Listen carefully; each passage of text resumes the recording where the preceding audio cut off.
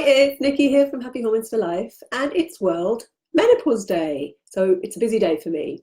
So today I wanted to talk about some very common misconceptions around menopause that still exist when I'm speaking to women, despite there being so much more information out there than there ever was, especially when I started all of this 5 years ago. No one was talking about it back then. It's everywhere at the moment, and for good reason. But there are still some myths around it, and so I want to cover some of the common myths that I hear when I'm speaking to women, because this is the kind of information that I would have liked to have known when I was going through my issues around 10 years ago. So the first myth I'm going to cover is that menopause happens in your 50s. Well, officially it does. Menopause actually kind of happens, well, your postmenopausal 12 months after your last period. But hormones start to decline and fluctuate, as we know, way before that. So from the age of around 35 is when your ovarian reserve starts to decline and your hormones start to change, and it can be very, very gradual. We know now that this period is called perimenopause. Wasn't so well known back when I was going through my issues. That was a big shock to me. And I still hear a lot of women are confused about this because there are many different ages and doctors say different things about it. But for me, we know that hormones can start to change from around 35. And this long transition period can cause a lot of havoc for many women. And that you may not notice symptoms until your late 40s or even 50s. So by being aware of that, you can focus on your hormones a little bit earlier than maybe you thought. Myth number 2 is that menopause is just about hot flushes and night sweats. Yes, they are probably the most well-known and horrible symptoms of menopause, and are generally thought by caused by the estrogen fluctuations that affect your thermoregulation in the brain. However, there are so many more symptoms that you might not be aware of as related to your hormones in this period, including the weight gain, low energy, the mood swings, depression, brain fog, anxiety, memory loss, stress, insomnia, low sex drive, vaginal dryness, joint pain. The list goes on and on. I think there's over 40 kind of common symptoms. So you can have some of these or all of these with or without the hot flushes. Every woman is going to be different during this time. Myth number 3 is that it's all about estrogen and progesterone. Well, that is true in terms of estrogen and progesterone. They both decline and fluctuate during perimenopause, and postmenopause they decline. And it's these changes that can cause quite a lot of your symptoms. But there are many other hormones that can play up during this time. So it's hard to know which hormones are causing which symptoms. And the most common ones I find when I'm testing clients are the feisty 4, as I call them. So take the estrogen, obviously, the cortisol, which is your stress hormone, insulin, your blood sugar regulator, and thyroid, your metabolism regulator. They are all interconnected. So when one's out, the others can follow, especially cortisol. Cortisol has a detrimental effects on all the other hormones. It can make your perimenopause and menopause so much worse. And of course, that comes from stress. Not just external stress in terms of lifestyle, internal stresses as well. So, even if you're on HRT as a treatment, it may resolve the estrogen progesterone issue, but it's not going to do anything for your other hormones. And, I'd be very rich if I had a pill that could manage your stress for you. So that's why I always recommend, if you can, to get properly tested so you know which hormones are out of balance, especially when HRT isn't quite hitting the mark for you. Number 4 myth, HRT is not safe. Right, this is a big one, and go look at my other video on this for more information. Because if you are taking HRT, you might be worried that, recent headlines are saying that it's not safe, it causes increased risk of breast cancer and stroke. And your doctor may have told you that you can't stay on it for longer than 5 years, or you're worried about these headlines.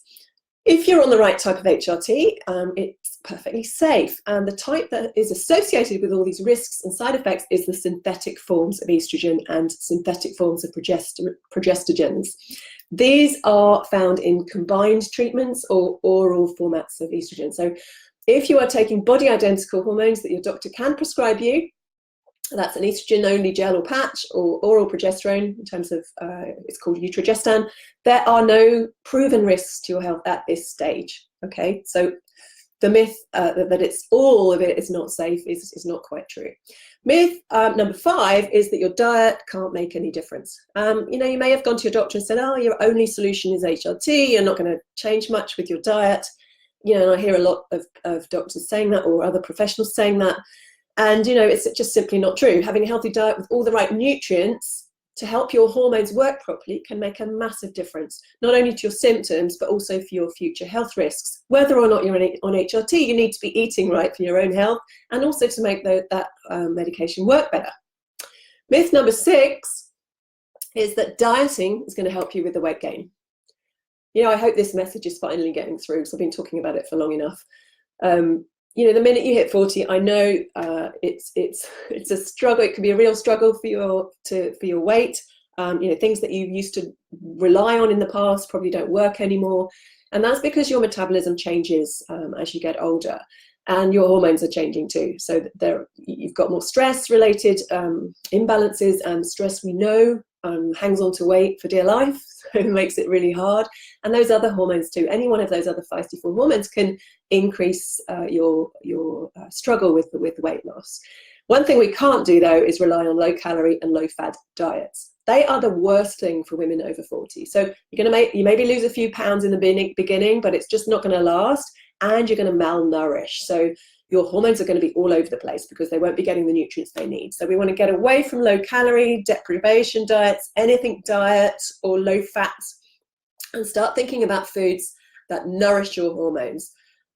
Because it's your hormones that control your weight. So if you look after them, it makes sense that they're going to look after you back. Okay. So myth number 7 is, I hear this a lot, there's no point having your hormones tested. How many of you heard that from your doctor? Now, your doctor may test your FSH and LH to see if you're perimenopausal.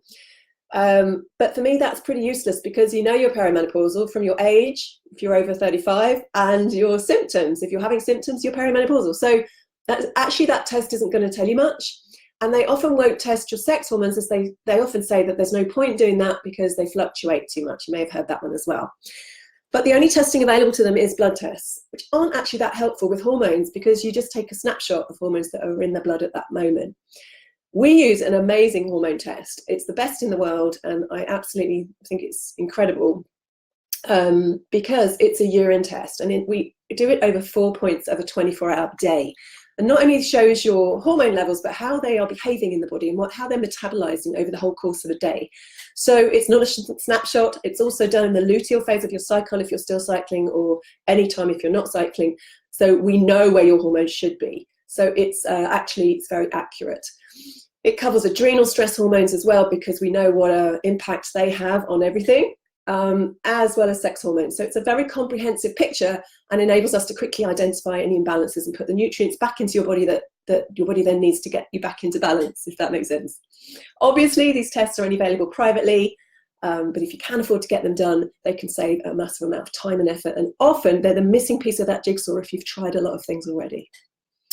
Myth number 8 is that menopause supplements will help.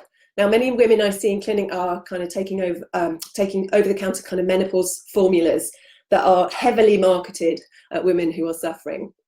Unfortunately, these mass-produced kind of big companies, they've got huge marketing budgets, and often their supplements are a bit crap. They very rarely help. They are often cheaply made, full of artificial fillers and additives. They're low in the actual vitamins that you need, and they're not always in the right formats either. So, you know, they're not often the best things to take. And also, you know, if you're on medications as well, you have to be quite careful. There are a load of really helpful quality supplements on the market, but you kind of need to know what you're doing. So a qualified health practitioner would really, really help you to choose the best ones for you. But, you know, not all of these mass-produced supplements are going to be very helpful. You really kind of need to know what you need. There are some really good ones, and again, I've done videos and blogs. If you just search supplements into my blog website, you'll find quite a few good ones, good helpful advice on supplements. Myth number 9 is that your periods are going to be lighter. Now, obviously, they will eventually run out, but as you approach, you know, as you go through perimenopause, it can often be the opposite. We can get really heavy, painful periods that can go on for weeks. A lady I spoke to the other day had 3 out of 4 weeks where she was bleeding. And, you know, that's awful. It's really debilitating, and it was heavy as well. You can get really bad PMS like you've had when you were a teenager.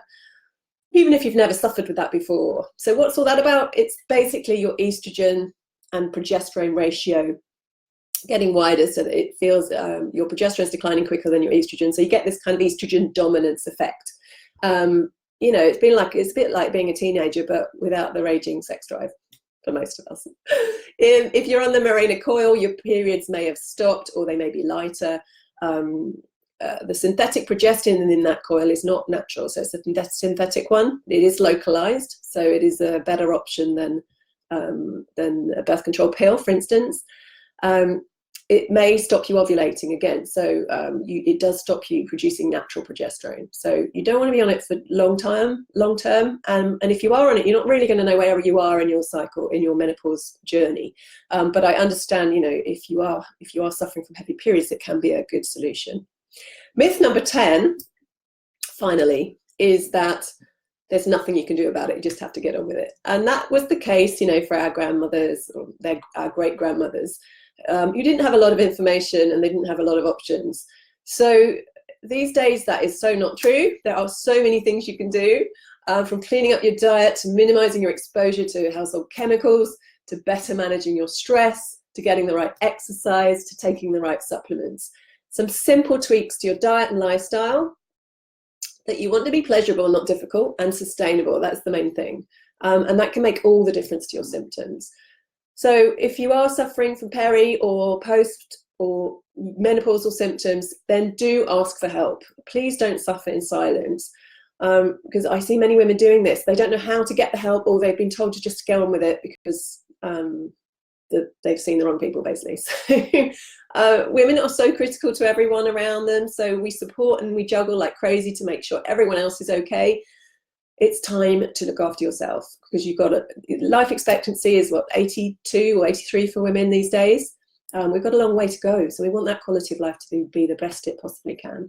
So do contact me or message me if you need any help with any of this, and I hope that's been helpful. See you soon.